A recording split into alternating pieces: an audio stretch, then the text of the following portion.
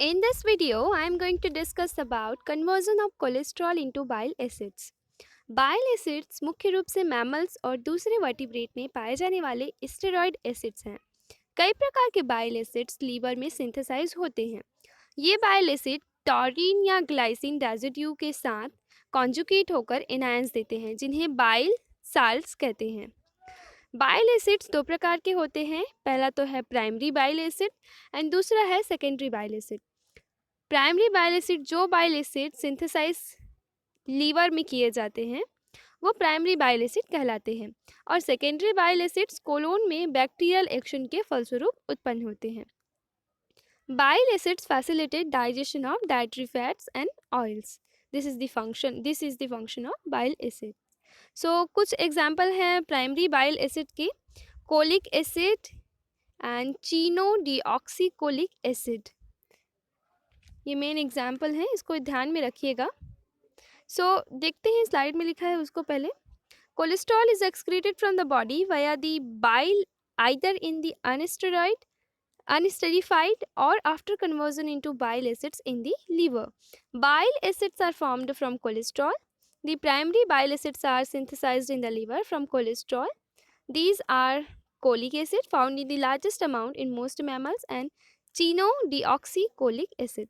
तो कोलेस्ट्रॉल का एक्सक्रीशन का एक जरिया है bile acid formation.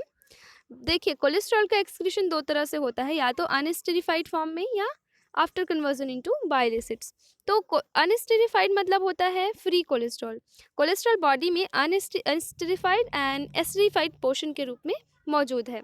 Free cholesterol यानी अनएस्टेरिफाइड कोलेस्ट्रॉल बायोलॉजिकली एक्टिव फॉर्म है कोलेस्ट्रॉल का, बट यह साइटोटॉक्सिक होता है। इसका साइटोटॉक्सिक इफेक्ट होता है, सेल के लिए घातक होता है। जबकि स्टेरिफाइड कोलेस्ट्रॉल, जिसे कोलेस्टेराइल एस्टर भी कहते हैं, सीई के फॉर्म में डिनोट करते हैं, सेल्स में स्टोरेज एंड ट्रांसपोर्टिंग के लिए एक प्रोटेक्टिव रूप है।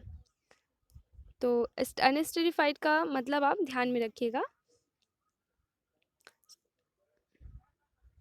देखिए, अब बात करते हैं कि कोलेस्ट्रॉल से बाइल एसिड सिंथेसिस में कौन कौन से स्टेप हैं। देखिए, bile acid synthesis two pathways के थ्रू होता है। पहला तो है क्लासिक पाथवे, जिसे न्यूट्रल पाथवे भी कहते हैं, जैसा आप इस इमेज में देख सकते हैं, क्लासिक पाथवे। और दूसरा है अल्टरनेटिव पाथवे। क्लासिक पाथवे को न्यूट्रल पाथवे भी कहते हैं और अल्टरनेटिव पाथवे को एसिडिक पाथवे भी कहते हैं। क्लासिक पाथवे लीवर में होता है और शरीर में सिंथेसाइज बाइल एसिड में लगभग 90% बाइल एसिड सिंथेसिस के लिए ये रिस्पॉन्सिबल होता है। कौन सा? क्लासिक पाथवे, जो कि लिवर में होता है। जबकि रिमेनिंग 10% अल्टरनेटिव पाथवे द्वारा सिंथेसाइज्ड होता है, जो मुख्य रूप से एक्स्ट्रा हेपेटिक होता है। एक्स्ट्रा हेपेटिक मतलब कि लीवर के अलावा दूसरे सेल्स के द्वारा सिंथेसाइज होता है। अल्टरनेटिव पाथवे में extra hepatic sites including vascular endothelium and macrophages में माइटोकॉन्ड्रियल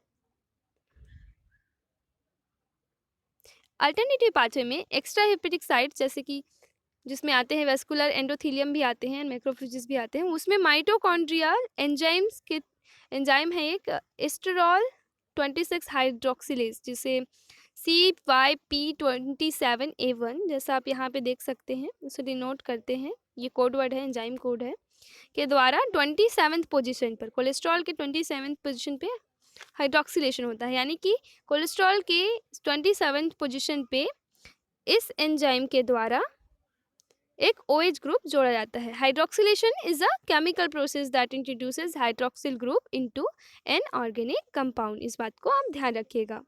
तो यहाँ पे आपको क्लासिक पाथवे और अल्टरनेटिव पाथवे समझ आ गया होगा।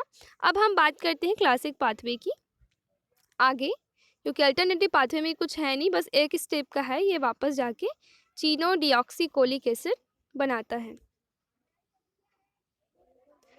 Conversion of cholesterol into bile acids में आगे देखते हैं। The alpha hydroxylation of cholesterol is the first and principal regulatory step in the biosynthesis of bile acid and is catalyzed by cholesterol 7 alpha hydroxylase, microsomal cytochrome P450 enzyme designated as CYP7A1. Subsequent hydroxylation steps are also catalyzed by monooxygenases. The pathway of bile acid synthesis divides early into one subpathway leading to cholyl-CoA, characterized by an extra alpha OH group on position 12, and another pathway leading to chino-deoxycholyl-CoA. तो यहाँ पे है microsomal cytochrome, एक word आया है। देखिए, microsome endoplasmic reticulum और attached ribosome के टुकड़े होते हैं, है ना, जो एक साथ आइसोलेट हो जाते हैं जब हीमोजिनाइज्ड सेल को सेंट्रीफ्यूज किया जाता है। मतलब हीमोजिनेशन तो आपको पता होगा, सेल्फ फ्रैक्शनेशन कहते हैं इसको, मतलब सेल के पार्ट्स को टुकड़ों टुकड़ों में अलग करना, सेपरेट करना, आइसोलेट करना।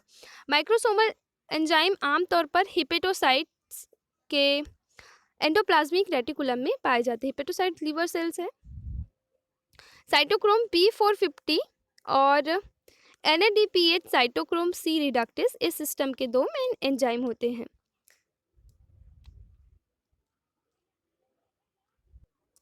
कोलेस्ट्रॉल से बाइल एसिड सिंथेसिस के पहले स्टेप में cholesterol 7 alpha hydroxylase 7 alpha hydroxy cholesterol में कन्वर्ट होता है। 7 अल्फा हाइड्रोक्सी कोलेस्ट्रॉल में कन्वर्ट होता है in the presence of enzyme 7 alpha hydroxylase.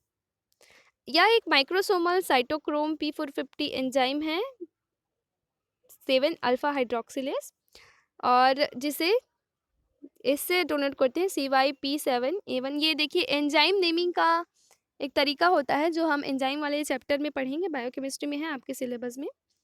मतलब इस एंजाइम को, जो कि एक माइक्रोसोमल साइटोक्रोम है, कोलेस्ट्रॉल 7 अल्फा हाइड्रोक्सिलेज, इस तरह से डिनोट करते हैं।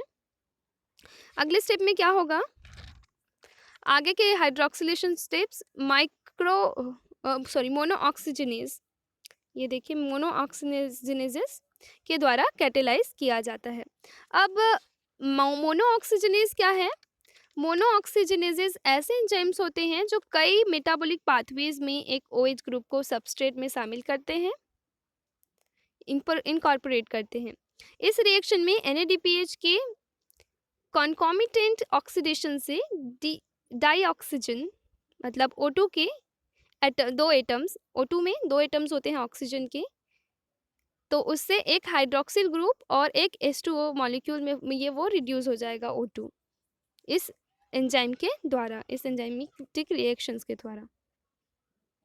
ठीक है, आगे देखते हैं।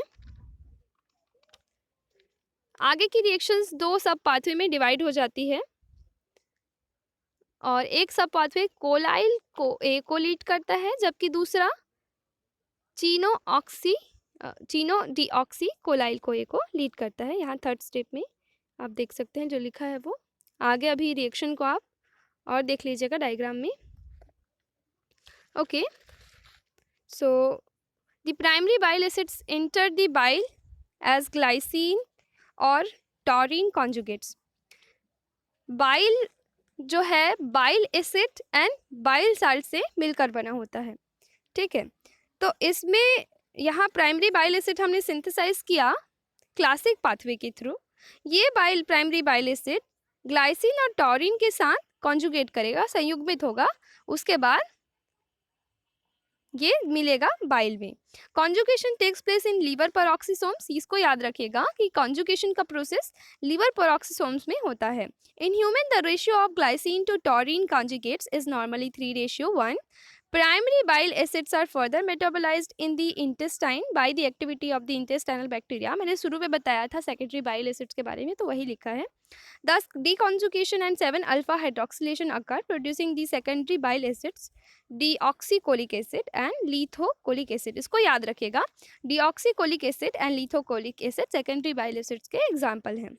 अब इस इमेज में आप पूरा प्रोसेस जो मैं बताई उसको समझ सकते हैं। और इस स्लाइड के, इस वीडियो की शुरुआत में ही मैंने 2 इमेजेस और दिखाए थे जो कि एक प्रारूपिक स्ट्रक्चर था।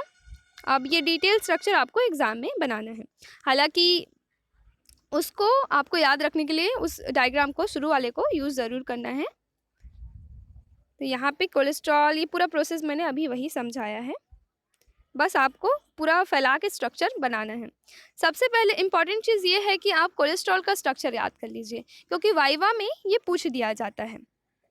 और primary bile acid, secondary bile acids, इनका नाम ज़रूर याद रखिएगा। छोटी छोटी बातों को आप ध्यान में रखिए तो आपका वाइवा भी अच्छा जाएगा और एग्ज़ाम भी, थ्योरी पेपर भी अच्छा जाएगा। ठीक है, ऑब्जेक्टिव क्वेश्चंस भी क्योंकि आ सकते हैं। तो यहाँ पे एक कोट है, ये वीडियो का लास्ट है। So pain is a teacher and failure is the highway to success. जैसे एक टीचर का काम होता है अपने स्टूडेंट्स को सिखाना, और सिखाने के लिए टीचर्स हर संभव तरीके को यूज़ करता है, उसी तरह दर्द भी, पेन भी हमें बहुत कुछ सिखाता है। हो सकता है इंसान अपनी खुशियों के पल को एक पल के लिए भूल जाए, पर अपने दर्द के पलों को वह कभी नहीं भूल पाता। पर हाँ, यह ज़रूर होता है कि दर्द भरी पलों की यादें नए विचारों के नीचे दब जाती है। पर जब भी समझ आता है, जब भी ज़रूरत होती है, आपका दिमाग उस पेन को आपके सामने रख देता है, ताकि एक ही गलती आप दोबारा ना दोहराएं।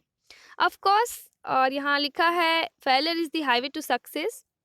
ऑफ कोर्स, असफलता का स्वाद चखे बिना बड़ी सफलता का मीठा फल कभी नहीं मिलता। इसलिए फेलियर्स रास्ते पे आते हैं तो भी आप डरिए नहीं। फेलियर सक्सेस की सीढ़ियों में से एक है। इसलिए उन सीढ़ियों को चढ़ना सीखें, हर फेलियर से उबरना सीखें। पढ़ते रहिए, आगे बढ़ते रहिए। Thank you so much. Like, share and subscribe to UG pharma guide.